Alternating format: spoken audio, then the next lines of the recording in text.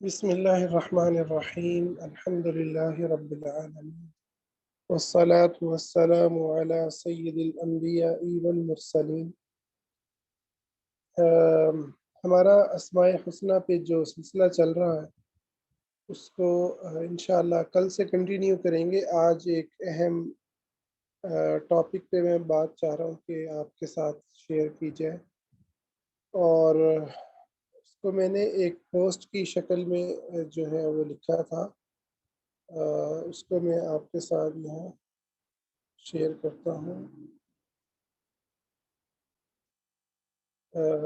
یہ پوسٹ ہے کہ جی رمضان المبارک میں سلف صالحین کی عبادات کے بارے میں پڑھ کر شوق پیدا کرنا تو بالکل درست بات ہے، مگر اگر ان باتوں سے شرمندگی اور مایوسی پیدا ہو تو یاد رکھا کریں کہ ان اسلاف کہتے ہیں گزرے ہوئے بزرگ جو ہیں، صحابہ، تابعین، تبع تابعین، ائمہ دین، ان کے سر پر اسلامی نظام اور مینٹل ہیلتھ کی حفاظت کرنے والے کلچر کا پاکیزہ سایہ قائم تھا جس سے آج ہم محروم ہیں۔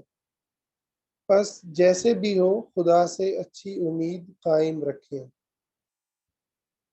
تو اس پوسٹ میں بات کی گئی ہے کہ ہمیں رمضان میں نا بہت زیادہ سننے کو ملتا ہے، اقوال ملتے ہیں بہت زیادہ، کہ جو ہمارے سلف تھے، محدثین تھے، فقہا تھے، ائمہ دین تھے، وہ ایک ایک رمضان میں 50 مرتبہ قرآن کو، 60 مرتبہ، 30 مرتبہ، ٹھیک ہے، مختلف ان کے فگرز ملتے ہیں جس انہوں نے کئی مرتبہ قرآن کریم کو ختم کیا، اور وہ بالکل ہی جو ہے ہر وقت رمضان میں عبادت کے اندر مشغول ہوتے تھے۔ اچھا، تو یہ جب ہم پڑھتے ہیں تو ہمارے اندر بہت زیادہ ڈسٹربنس پیدا ہوتی ہے، خصوصاً جو خواتین بچوں کو پال رہی ہیں اور جوائنٹ فیملی سسٹم کا حصہ ہیں اور ان کے اوپر ڈھیر ساری ذمہ داریاں ہیں، اور وہ آدمی جو رزق حلال کما رہا ہے اور اس سوسائٹی میں ایک محنت کر رہا ہے، تو وہ ڈسٹرب ہو جاتا ہے کہ ہم تو پھر بالکل ہی منافق ہیں اور ہم تو بالکل ہی گئے گزرے ہیں کہ ہم تو ایک قرآن بھی ختم کرنا ہمارے لیے بڑا چیلنج ہوتا ہے، روز ایک سپارہ ہی پڑھ لیا جائے، بڑا مشکل کام ہوتا ہے۔ تو آخر وہ جو تھے سلف، وہ تو محنت کرتے تھے، ہم تو جلد سے جلد اپنے ٹیم ریکروٹ کرنا پڑے گا، بہت اگر یہاں پہ کوئی فائٹ ہوتی ہے، جبکہ ہم تو بہت زیادہ جو ہے وہ اس میں نالائکی کا شکار ہیں، اور اس سے ہوتا یہ ہے کہ بجائے اس کے کہ ہم رمضان کو، اس کی برکات کو محسوس کریں، اللہ تعالیٰ کی محبت کو محسوس کریں، الٹا ہم ڈپریشن کے اندر جو ہے وہ حرکتیں کچھ ایسی کرنے لگتے ہیں، یا تو جو ہے بچوں کے اوپر غصہ نکلے گا یا بچوں کو اگنور کیا جائے گا، ٹھیک ہے، سارے کام سائڈ پہ کر کے پھر ہم بہت زیادہ زور ماریں گے، 2-4 دن جو ہے تراویح جماعت سے پڑھ لیں گی خواتین، یا بہت زیادہ قرآن پڑھ لیں گی، اور اس کے بعد پھر دوبارہ وہی 2-4 دن کے بعد پھر جب گھر کی حالات اور وہ سچویشن ساری ڈسٹرب ہوگی تو پھر وہ واپس اپنی روٹین پر آئیں گی۔ تو اس طرح نا ایک بجائے اس کے کہ اللہ کی محبت کو محسوس کرتے ہوئے، اللہ کی رحمتوں سے اپنے آپ کو فیض یاب ہوتا سمجھتے ہوئے، اور اللہ تعالیٰ کی جو برکتیں نازل ہو رہی ہیں، جو خوشیاں اللہ عطا فرما رہا ہے، اس میں خوش ہوتے ہوئے ہم بجائے اس کے ہم ایک تکلیف، ڈپریشن اور ایک پریشانی کے اندر جو ہے رمضان کو گزارتے ہیں۔ ہر ایک ایسا نہیں ہوتا، لیکن بہرحال یہ ڈپریشن ہر ایک میں نا الگ الگ لیول کے اوپر موجود ہوتا ہے۔ تو اس حوالے سے میں نے یہ چاہا کہ آپ کو چیزیں کلیئر کی جائیں۔ ایک تو اللہ تعالیٰ جو ہے نا وہ انسانی اعمال کو، اللہ کے ہاں بڑی اہمیت ہے اعمال کی، لیکن اعمال سے زیادہ اللہ تعالیٰ دل کو دیکھتا ہے۔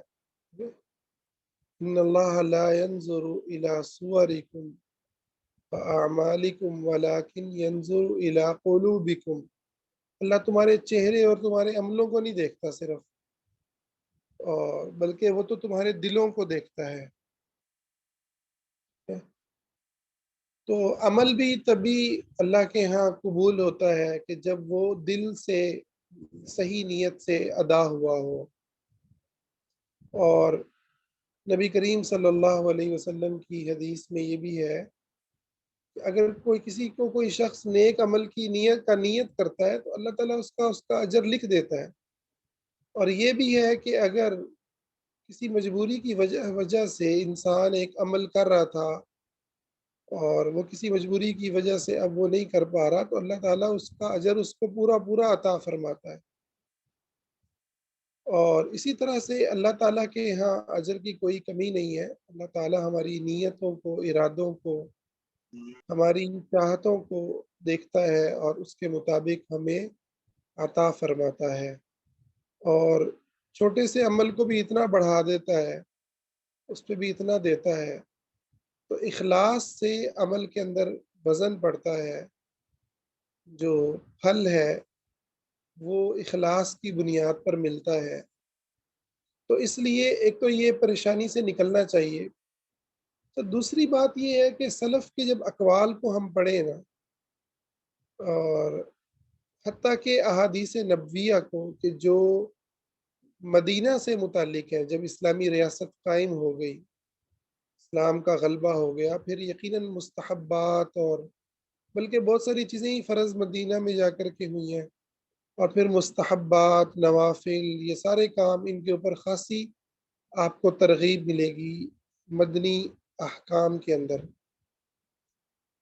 تو ہمیں نا ایک فرق کو سمجھنا چاہیے، ایک فرق جو ہے بڑا اہم ہے۔ اور میں یہ نہیں کہہ رہا کہ آج ہم جو ہے مکی زندگی میں ہیں، بھئی اللہ نے جو دین ہے مکمل کر دیا ہے، وہ مکمل ہے، اس کے نوافل بھی مکمل ہیں، اس کے فرائض بھی، ہر چیز مکمل ہے، اور اس کے کرنے میں جو ترتیب اسلام نے دے دی ہے وہی ترتیب ہے۔ لیکن ایک سمجھنے کے لیے آپ کو ایک فرق کو بنیادی طور پر سامنے رکھنا چاہیے، وہ یہ ہے کہ آپ مکہ کی زندگی میں جو سٹرگل کی زندگی تھی، جو لا الہ الا اللہ کی دعوت پر فوکس کرنے کی زندگی تھی، آپ غور کریں گے نا تو آپ کو اعمال بڑے کم نظر آئیں گے کہ اعمال کم ہے، اور جو عقائد ہیں، جو بنیادی اصطلاحات ہیں، جو اسلام کی کے ایمانیات ہیں، ان کے اوپر آپ کو بہت محنت نظر آئے گی۔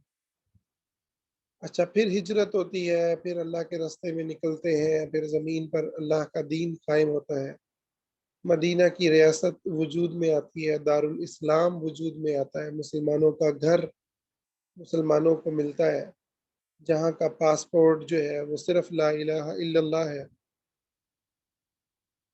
تو پھر اس میں آپ دیکھیں، اس کے اندر بھی ایک فیز گزرتا ہے کہ خوف کا فیز ہے، بدر میں، احد میں، خندق کے بعد جا کے کہیں صلح حدیبیہ کے بعد تو بہت زیادہ، خندق کے بعد بھی پھر جو ہے وہ ایک امن کا مسلمانوں کو دور دیکھنے کو ملتا ہے، جس میں پھر عبادات، دعوت، بہت سارے کام جو ہے نا وہ ہوتے ہیں۔ تو ہم اپنے زمانے کے اعتبار سے ایسے زمانے میں جی رہے ہیں جو نہ مکمل طور پر مکی ہے نہ مدنی ہے، ٹھیک ہے؟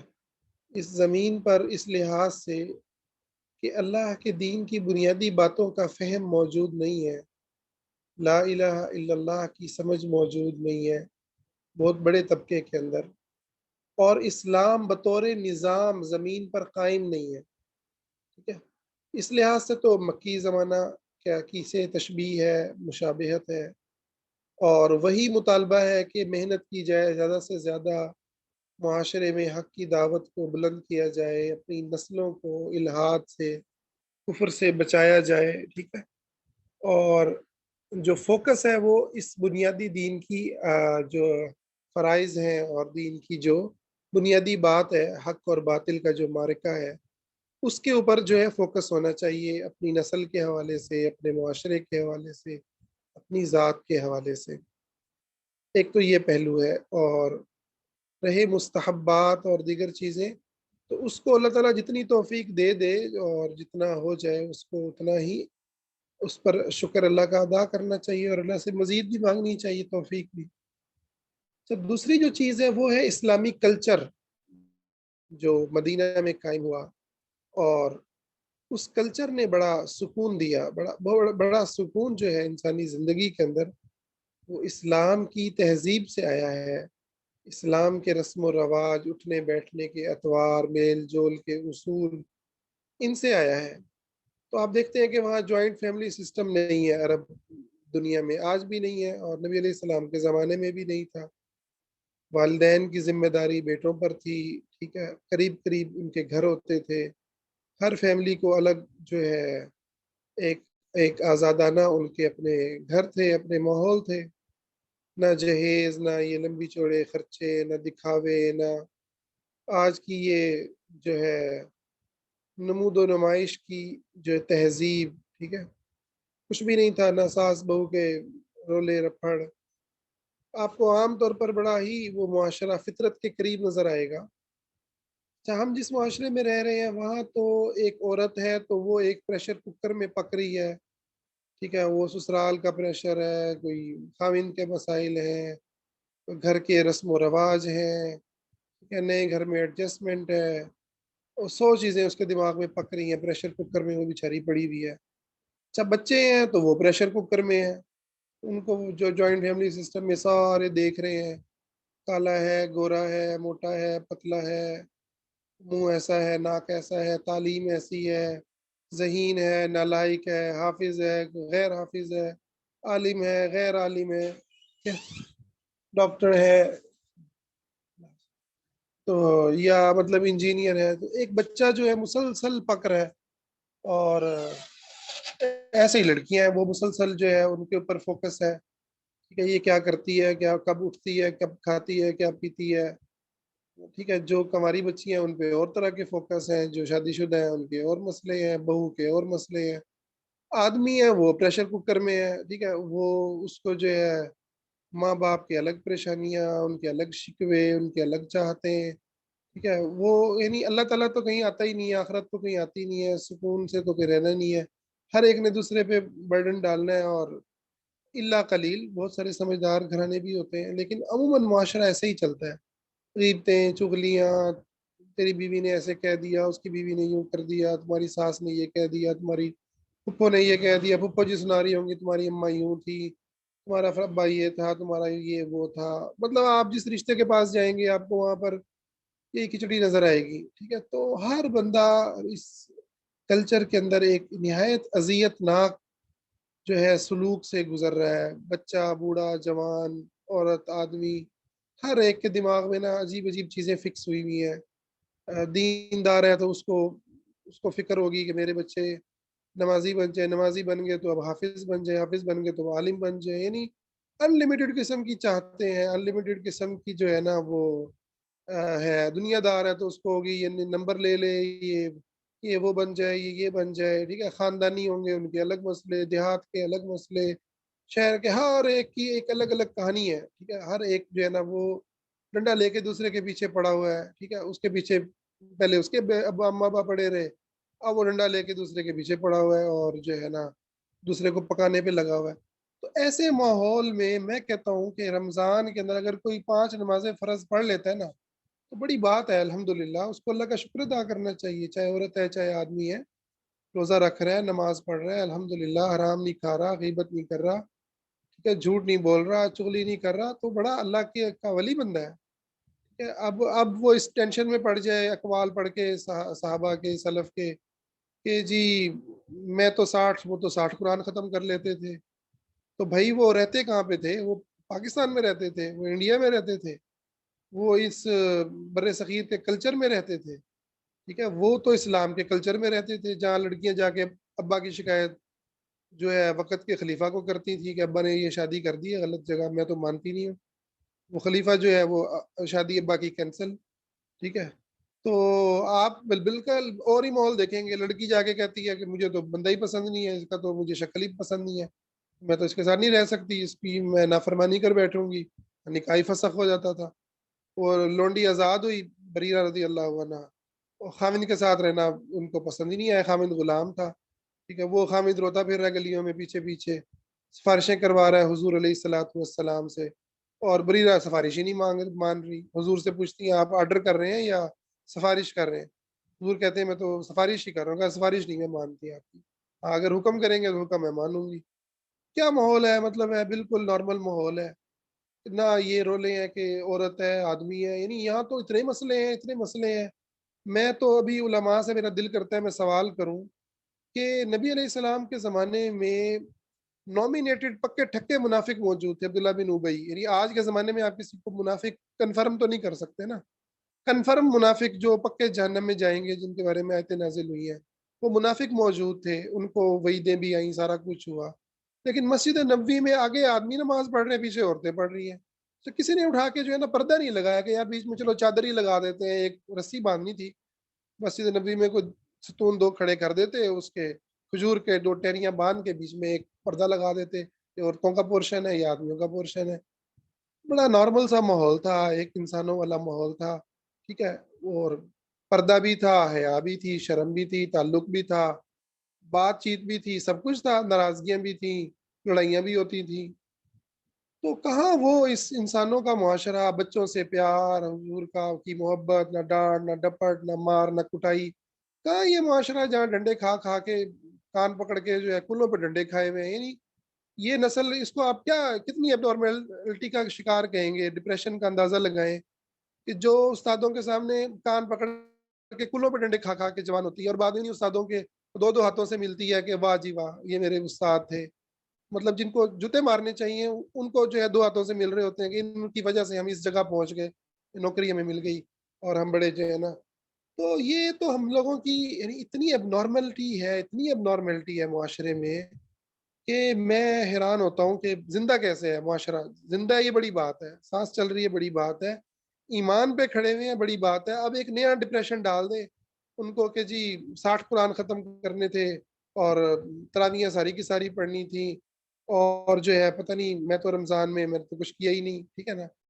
اللہ کے لیے اس ڈپریشن سے نکلیں، ہم جس دنیا میں رہ رہے ہیں اس دنیا کو پہچانیں، یہ بڑی ہی بھیانک دنیا ہے۔ ہم تو ایک جو ہے ایک دھوئیں کے اندر جو ہے نا، بدبودار دھوئیں کے اندر اور بدبوؤں کے اندر ہم زندہ ہیں، جہاں آپ سیاست کے اندر دیکھیں گے کفر کا نظام ہے، معیشت میں دیکھیں گے سود کا نظام ہے، اچھا آپ ثقافت میں دیکھیں گے مطلب ہے کہ ہر ایک کے ہاتھ میں موبائل ہے، وہاں پر ایک سے ایک گند پڑا ہوا ہے، ٹھیک ہے، ہر ایک کے لیے اویلیبل ہے، پاکیزگی کا کوئی ماحول نہیں، پھر جماعتیں پھر کے آپس میں لڑتے مرتے پھرتے ہیں، ٹھیک ہے۔ سیاست کو دیکھیں، یعنی آپ کسی بھی چیز کو کسی پہلو سے دیکھیں، آپ کو کہیں پر سکون، اللہ کی بات آپ کو نظر نہیں آئے گی کہ آپ کو سکون ہو جائے، جان کو سکون آ جائے۔ گھر میں گھسیں گے وہاں ٹینشن ہے، گھر سے باہر وہاں ٹینشن ہے، کاروبار وہ لوگوں کے بیچاروں کے خراب ہوئے ہوئے۔ تو اس ساری صورتحال میں اگر ہم لوگوں سے یہ بھی امید بھی چھین لیں کہ بھائی تم نماز پڑھ رہے ہو نا، ماشاءاللہ اللہ کی توحید پر ہو، ایک اللہ کو کی عبادت کرتے ہو، اللہ ہی سے مدد مانگتے ہو، اللہ ہی کو سجدہ کرتے ہو، اللہ ہی کی بندگی کرتے ہو، تو یقین مانے اگر ہم لوگوں کو نئی ڈپریشن میں ڈالتے ہیں تو ہم دین کی کوئی دعوت نہیں کر رہے، ہم اللہ سے دور کر رہے ہیں اور ہم اللہ تعالیٰ سے نا امید کر رہے ہیں۔ تو ایسے ماحول میں جو لوگ اللہ تعالیٰ سے جڑے ہوئے ہیں، جو اللہ تعالیٰ کی سجدہ دے رہے ہیں، ٹھیک ہے، نماز قضا ہو گئی پھر بھی ادا کرتے ہیں، ان کو شرمندگی ہوتی ہے کہ یار نماز ادا کرنی ہے، مرنا ہے اللہ کے سامنے جانا ہے، گناہ یاد کرتے ہیں تو رو پڑتے ہیں، اور رمضان میں کم از کم ایک دفعہ تو اللہ سے رو کے معافی انسان ضرور مانگے، ٹھیک ہے، اللہ سے مانگتے ہیں، معافی مانگتے ہیں۔ اب بچے گھر میں چاں پاں کر رہے ہیں، ان کو سنبھالنے والا کوئی نہیں ہے، جوائنٹ فیملی سسٹم ہے، گرمیوں کی گرمی آئی ہوئی ہے، اب دیکھ لیں اب جنوبی پنجاب میں کیا حالت ہوگی عورتوں کی، جو ہے نا وہ پسینوں پسین ہوئی پڑی ہیں مائیاں، ٹھیک ہے، اور آدمی الگ باہر سے تپے ہوئے آ رہے ہوتے ہیں گرمی کے اندر، ٹھیک ہے۔ تو ایسے ماحول میں آپ کیا یعنی ہم لوگوں سے امیدیں لگائیں کہ وہ لمبی لمبی نمازیں پڑھیں، وہ جو ہے اور کیا کیا کریں، ٹھیک ہے۔ تو اس چیز کو نا، اس خبط کو دماغ سے نا اتارنا چاہیے، اپنے واقع اور اپنی صورتحال میں ہمیں واپس آنا چاہیے، اور اللہ تعالیٰ کے ساتھ جو ہے نا وہ تعلق بنانا چاہیے جو بنانے والا ہے۔ فاتقوا اللہ ما استطعتم، اللہ سے اتنا ڈرو جتنی تم میں استطاعت ہے، ٹھیک ہے؟ تو اپنی استطاعت کے مطابق اللہ سے ڈریں، اور سب سے بڑھ کر اللہ سے اچھی امید رکھیں۔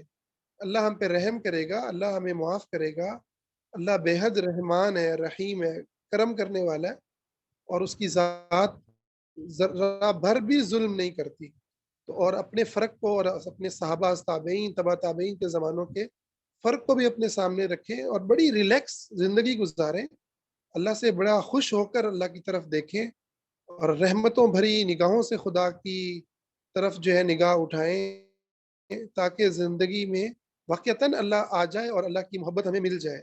لوگوں کو اپنے آپ کو نا امید نہ کریں، اللہ سے دعا ہے اللہ تعالی ہماری زندگیوں کو جو ہے ایمان کے نور سے بھرے، اور اپنی محبت کے نور سے بھرے، اور ہمیں جو ہے سکون کی زندگیاں عطا فرمائے، اور ہمیں اسلام کی تہذیب اور اسلام کے کلچر میں جینے کی توفیق دے۔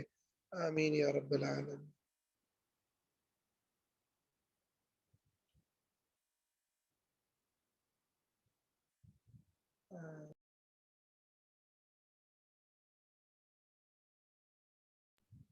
اچھا، آپ میں سے کوئی سوال کرنا چاہے تو کر سکتا ہے، کہ یہ موضوع کچھ اس قسم کا ہے کہ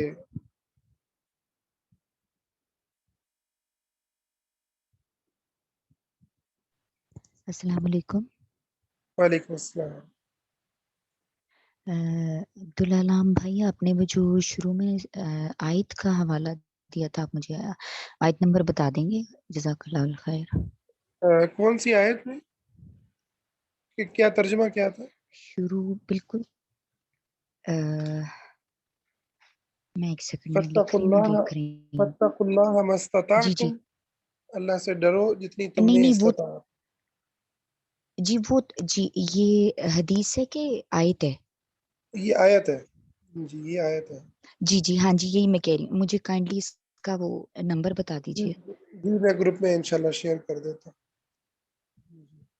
جزاک اللہ الخیر۔ ہوں۔ جی، کسی اور بہن کا السلام سوال ہے؟ علیکم۔ وعلیکم السلام جی۔ جزاک اللہ خیر سر۔ سر ایکچولی میں یہ پوچھنا چاہتی ہوں کہ جیسے ہمارے پاس جسٹ پک آئی ہے، اور ہم وہ آگے اگر فارورڈ کرتے ہیں، یعنی کہ جو آپ نے گروپ میں سینڈ کی ہے، تو جی جی بہت سی ایسے ہوتا ہے کہ اگر اس چیز کو ڈسکرائب نہ کیا جائے تو یہ نیگیٹو ویز میں بھی لیا جا سکتا ہے کہ آپ چھوڑ دیں اور آپ بس عبادت وغیرہ نہ کریں، صرف اللہ سے امید رکھ لیں۔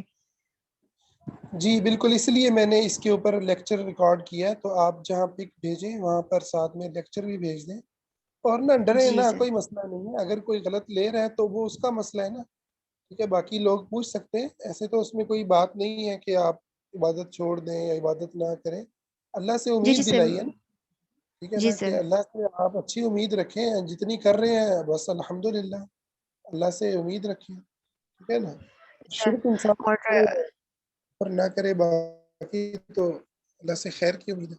جی جی سر۔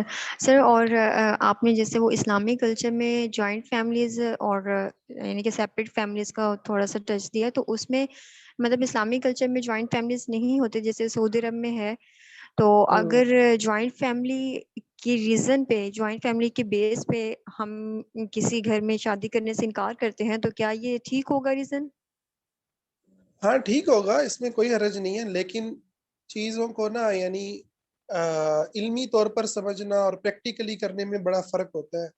اگر تو آپ اپنے والدین کی اس طرح کی تربیت کر دیتے ہیں، اور اپنی سوسائٹی میں ان موضوعات کو بیان کر کے، اسپیشلی اپنے گھر میں آپ ان کو تیار کریں کہ اس چیز کو سمجھیں کہ اللہ تعالیٰ نے یہ ذمہ داریاں اس طرح سے نہیں ڈالی، اور آگے جو جہاں پر رشتے کی بات ہونی ہے ان کو بھی کلیئرٹی ہو کہ یہ چیزیں اللہ نے فرض نہیں کی۔ ہاں میرا یعنی ایک عورت رہتی ہے تو اس کو یقیناً حسن سلوک کرنا چاہیے، ساس سسر کے ساتھ ان کا خیال رکھنا چاہیے، اور لیکن جو فرض عائد ہوتا ہے وہ لڑکے کے اوپر ہوتا ہے، ٹھیک ہے؟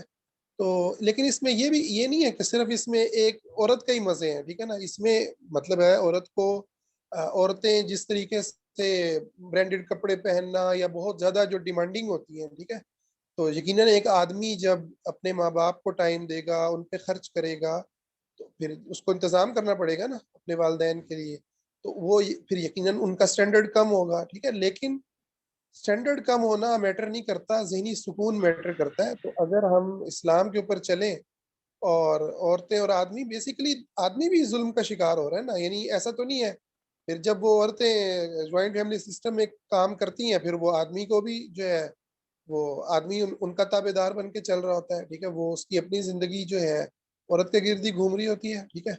تو اس طرح سے نہیں ہونا چاہیے، ہر شخص، آدمی ہو، عورت ہو، مرد ہو، بچہ ہو، بڑا ہو، بوڑھا ہو، ہر شخص جو ہے نا، اللہ نے اس کے نفس کو جو عزت اور تکریم دی ہے، وہ اس عزت اور اس تکریم کا احساس اپنے دل میں رکھے، اپنی باؤنڈری لگائے، ٹھیک ہے، اس کی کچھ وہ ہر وقت اویلیبل نہیں ہے، ٹھیک ہے، نہ بچہ اویلیبل ہونا چاہیے ہر ٹائم ہر کام کے لیے، نہ عورت اویلیبل ہونی چاہیے، نہ آدمی اویلیبل ہونا چاہیے، یہ کچھ چیزیں ہیں جن کے اوپر بیٹھ کر بات چیت ہونی چاہیے، اور کوئی بھی جو چیز ظلم کے دائرے میں جا رہی ہے، کسی کو بھی رگڑا لگ رہا ہے تو وہ غلط ہے، ظلم کہیں پر بھی ہو رہا ہے، والدین کے ساتھ ہو رہا ہے تو بھی غلط ہے، ٹھیک ہے، تو اس کو نہایت عدل کے ساتھ، انصاف کے ساتھ، اللہ سے ڈرتے ہوئے ان معاملات کو کرنا ہے۔ اور اس کا مقصد کیا ہے؟ اس کا مقصد ہے آخرت میں نجات، ٹھیک ہے نا۔ ایک عورت ساری عمر جو ہے وہ رگڑے کھائے اور مطلب ہے کہ ظلم سہے، برداشت کرے، آخر میں ملنا کیا؟ آخر میں ملنا تو قبر ہی ہے۔ اب قبر میں کس نے جانا ہے؟ وہاں پہ تو نہیں ساتھ جا رہا نا پورا خاندان، ٹھیک ہے، نہ میاں صاحب ساتھ جا رہے ہیں، اور نہ میاں کو دیکھنا چاہیے۔ مطلب ہے کہ مثال میں دیتا ہوں کہ دوسری شادی کا مسئلہ ہے، ٹھیک ہے، اب اگر ایک میاں سمجھتا ہے کہ میں حرام کام کے اندر واقع ہو رہا ہوں اور وہ اس میں اپنی نجات سمجھتا ہے، ٹھیک ہے، تو اس کو کر لینی چاہیے، ٹھیک ہے نا۔ اس کو اس میں یہ نہیں ہونا چاہیے کہ جی میری تو بیوی نہیں مانتی، بیوی ناراض ہوتی ہے۔ بھائی اللہ کو دیکھو، اپنے نفس کو دیکھو، اور انصاف اور عدل کے ساتھ چلو۔ ایک بچہ ہے، بڑا ہے، بوڑھا ہے، ہر شخص انصاف سے چلے، تو انشاءاللہ اگر آپ اس سوچ کو ڈیولپ کریں گی اپنے گھر میں، اپنے بہن بھائیوں میں، اور اللہ تعالیٰ کو لائیں گی بار بار کہ یار مرنا ہے، اللہ کے پاس جانا ہے، تو میں ایسی ذمہ داریاں نہیں اٹھا سکتی جو اللہ نے میرے پہ نہیں ڈالی، تو اور آگے جو جہاں پہ شادی کر رہی ہیں ان کو بھی مطلب ہے کہ یہ بات سمجھائی جائے، تو انشاءاللہ مجھے امید ہے، ایسا نہیں ہے، ہمارے اندر قوم میں بڑی خیر ہے، تو بات سمجھائی جا سکتی ہے، اور وہ لوگ ہمیں مل جائیں گے جو اللہ سے ڈرتے ہیں اور چاہتے ہیں کہ آخرت میں نجات ہو اور انصاف اور عدل سے زندگی گزرے۔ انشاءاللہ سر کائنڈلی ایک اور چیز کے بارے میں گائیڈ کر دیں گے کہ اگر مین کہ ہم فیملی میں نہیں ابھی گئے، جسٹ انگیجمنٹ کی بیس پہ ہم اس فیملی کے ساتھ سیٹسفائی نہیں ہو رہے، تو ہم اس بیس پہ انکار کر دیں کہ ہماری صرف ابھی انگیجمنٹ ہوئی ہے بٹ وہ سیٹسفیکشن لیول نہیں آ رہا، تو ہم یہاں شادی نہیں کر سکتے۔ دیکھیے میں تو یہ سمجھتا ہوں کہ نکاح ہو جانے کے بعد بھی انکار ہو جاتے ہیں، ٹھیک ہے، مطلب ہے کہ اللہ تعالیٰ کے نبی علیہ السلام نے تعلقات ختم کر دیے، لیکن میں یہ کبھی نہیں کہوں گا کہ فرسٹ ہینڈ ہی ایسا کر دیا جائے، ٹھیک ہے، چیزوں کو حکمت سے لے کے چلنا چاہیے، ڈائلاگ ہونا چاہیے، بات چیت ہونی چاہیے، سمجھنا سمجھانا ہونا چاہیے، اور اگر اس کے بعد یہ ریئلائز ہو جاتا ہے کہ یہاں پر بات نہیں سمجھی جا رہی، نہیں سمجھنا ممکن، تو ٹھیک ہے، بالکل الگ ہو جائے۔ دیکھیں مطلب میں سمجھتا ہوں کہ قوم کی لڑکیوں کو پیدا ہوتے ہی جو ماں باپ یہ دماغ میں جو یہ ٹیکا لگاتے ہیں نا اپنے آپ کو زہر کا کہ یہ اب اس کی شادی ہونی ہے، ٹھیک ہے نا، اور سوچنا شروع کرتے ہیں اس کی شادی کہاں کرنی ہے، اور وہ اس کے لیے جو ہے نا ایک جو بکسا رکھ کے، بیسیکلی اس کو میں قبر کہتا ہوں، جو وہ قبر کھودتے ہیں نا جس کے اندر جہیز کا روز ایک چیز جاری ہوتی ہے، اور وہ لڑکی کو روز پیغام مل رہا ہوتا ہے، آج جو ہے نا سلائی مشین لے لی، آج اس کی استری آ گئی، آج اس کے جو ہے نا رضائیاں آ گئی، کہ بھئی میں تو اس گھر کے اندر جو ہے نا جانے والی چیز ہوں، اس گھر میں میرا کیا ہے، اس گھر میں تو صرف میرے لیے جمع ہو رہا ہے کہ کس دن میں مروں اور میرا یہاں سے جنازہ نکلے۔ تو یہ جو عورت کو مار کے نکالنے والی سائیکی ہے نا، اور لڑکیوں کی اور بچیوں بیٹیوں کی کو جس طریقے سے یہاں پر ڈیل کیا جا رہا ہے، یہ مطلب ہے ایک ایسا سائلنٹ جو ہے نا زہر ہے جو جسموں کے اندر اتار رہے ہیں، اور اس کے بعد اس کو پھینک آتے ہیں کہ اب یہ تم یہاں پڑی رہو اور یہاں سے خوشی خوشی گھر آنا، ورنہ جو ہے نا میت ہی تمہاری آئے۔ تو یہ ساری بکواس ہے، اور اس میں اسلام کے بالکل یعنی یہ میں سمجھتا ہوں وہ زندہ جو درگور کر دیتے تھے، یہ اس سے بڑا درگور کرنا ہے، یہ جو ایسا ایسا روز مار مار کے مارتے ہیں نا، تو اس سے نکلنا چاہیے، والدین کو بھی نکلنا چاہیے، لڑکیوں کو بھی نکلنا چاہیے. ایسا کوئی نہ لڑکی بوجھ ہے، لڑکی کا بھی اتنا ہی حق ہے جتنا لڑکے کا حق ہے. اور نہ اس کا یہ میکا بنتا ہے، یہ لفظ میکا جو لگا کے جو کرتے ہیں نا، یہ میکا ہو گیا اور وہ سسرال ہو گیا. وہ بیچاری کا کوئی گھر ہی نہیں ہوتا، ٹھیک ہے نا. یہ اس کا بھی اتنا ہی گھر ہے جتنا جو ہے نا لڑکے کا. اچھا یہ کمبختی کی حد آپ دیکھیں کہ یہ اسی لیے نہیں، آپ دیکھیں کہ لڑکیوں کو وراثت میں حصہ کیوں نہیں ملتا، اسی لیے نہیں ملتا نا کہ وہ سمجھتے ہی نہیں ہے. وہ سمجھتے ہیں کہ بس یہ گئی اب ختم، ٹھیک ہے نا، یہ پیدا ہو گئی تھی اب اس کو سر سے اتار دیا. تو یہ جو سوچ ہے نا، اس سوچ سے نکلنا چاہیے. میں شاید لفظ مجھے پتہ ہے میں مطلب تلخ بول رہا ہوں، لیکن یہ ایک تلخ اس لیے ہے کہ اس تکلیف کو میں محسوس کر رہا ہوں، ٹھیک ہے نا. مطلب اور میں یہ نہیں ہے کہ کسی دوسرے کی، میں اپنی بات کرتا ہوں، ٹھیک ہے. میں اپنی بہنوں کو دیکھتا ہوں. میری ماشاءاللہ 4 بہنوں کی شادیاں ہوئی ہیں، ٹھیک ہے. 3 بہنوں کی ہو گئی ہیں، چوتھی کی بھی ہونے والی ہے. تو میں اپنی بہنوں کو دیکھ رہا ہوں، ٹھیک ہے. میں آنے والی اپنی بیٹیوں کو دیکھ رہا ہوں، ٹھیک ہے. تو میں محسوس کرتا ہوں اس چیز کو ختم ہونا چاہیے. یہ کیا جو ہے ظلم ہے، ٹھیک ہے نا. اللہ نے بیٹوں کا بھی حق رکھا ہے وراثت پہ، بیٹیوں کا بھی حق رکھا ہے. بیٹوں کو 2 کمرے مل جائیں گے تو بیٹی کو 1 کمرہ ملے گا، ٹھیک ہے نا. کمرہ تو اس کا بھی ہے.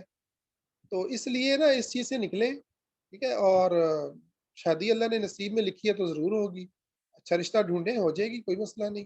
نہ بھی ہوئی تو کون سی کوئی قیامت آ رہی ہے، ٹھیک ہے نا. مطلب یہ کوئی فرض ہے شادی کرنا، شادی کے بغیر آپ مر گئے تو جہنم میں جائیں گے، ایسی تو کوئی قرآن کی آیت نہیں ہے، حدیث نہیں ہے. اپنے ایمان کی حفاظت کریں، اپنے آپ کو مضبوط کریں، معاشرے میں دعوت کا کام کریں. ہاں اللہ تعالیٰ آپ کا کفو ہم پلہ ہم خیال آپ کو خاندان مل جاتا ہے، ضرور کریں شادی. سنت ہے، اس کو انسانی ضرورت ہے، ٹھیک ہے نا.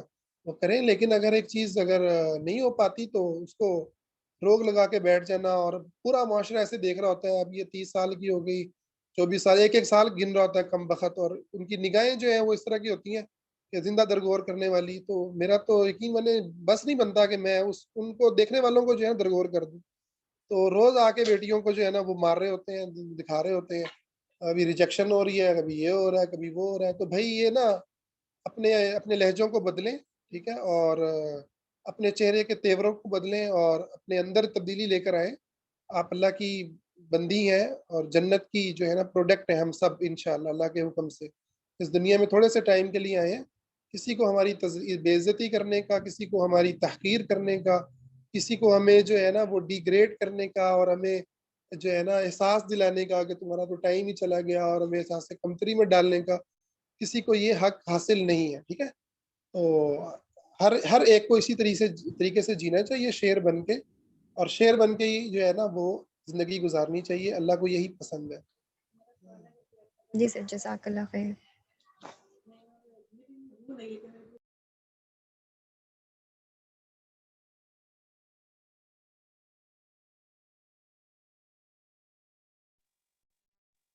السلام علیکم سر. وعلیکم السلام. جی جی سر آپ نے جو بات کیا، مطلب ابھی اس کو دوسری سائڈ پہ دیکھیں تو وہ بھی تو ہے نا، مطلب بوڑھے ماں باپ اب ان کو الگ سے رکھے ہیں. ان کو زیادہ تر تو بیمار ہی ہوتے ہیں نا، تو ہر ٹائم کوئی نہ کوئی ان کے پاس چاہیے ہوتا ہے.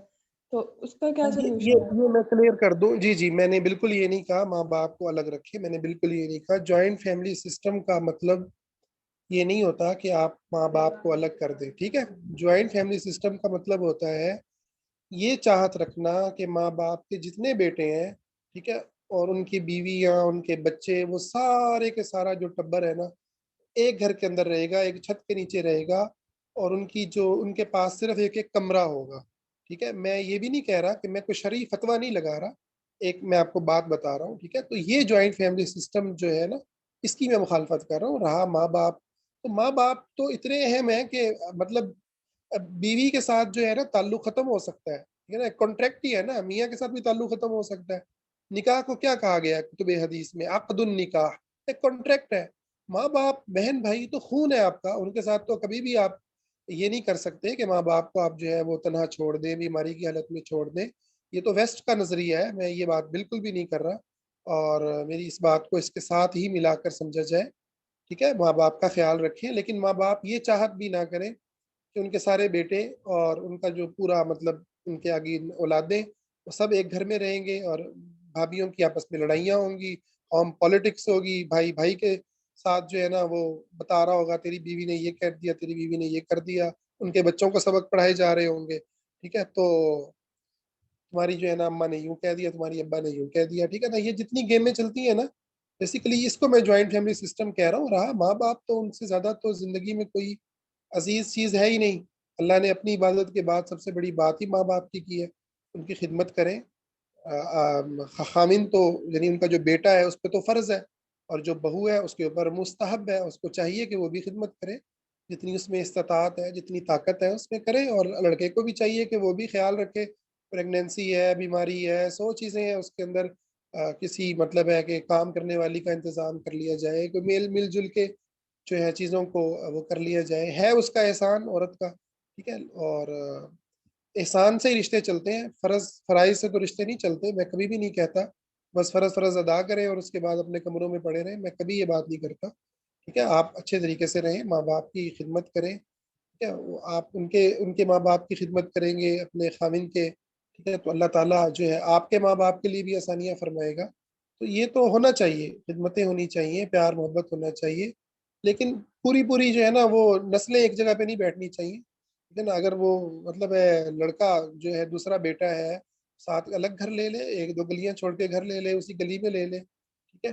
ماں باپ اگر فرض کریں ان کے ساتھ کسی کی بیوی کی نہیں بن رہی، اور ماں باپ کو ضرورت اس طرح کی نہیں ہے کہ زیادہ بوڑھے نہیں ہیں، بیمار نہیں ہیں، جوان ہے، اس طرح بھی ہوتا ہے نا. تو ضروری نہیں ہے کہ آپ اب اسی آپ نے چھت کے نیچے رہنا ہے. آپ اوپر والے پورشن میں رہ لیں لڑکا، ٹھیک ہے، تو ساتھ والے گھر میں رہ لے. فقہا نے باقاعدہ اس کی تفصیل ذکر کی ہے کہ کچن، واش روم اور ایک ایسی جگہ عورت کا حق ہے جس کو عورت بند کر سکے، جس پہ عورت کی حکمرانی ہو، جس میں اسی کا حق ہے.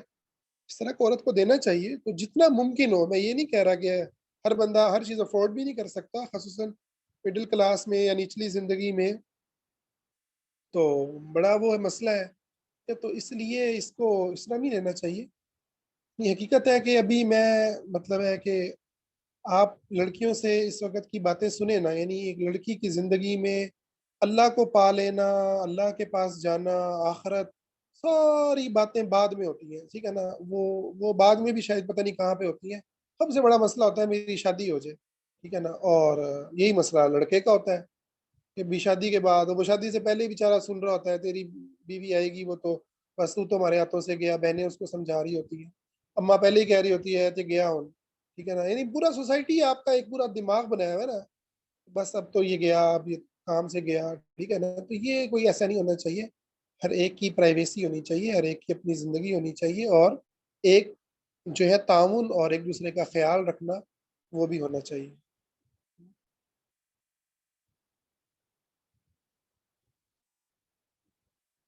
جی میرا خیال ہے کافی ہو گیا. انشاءاللہ کل ہمارا اسماء الحسنہ پہ ہوگا، کل آپ لوگ اٹینڈ کیجیے گا. السلام علیکم ورحمۃ اللہ.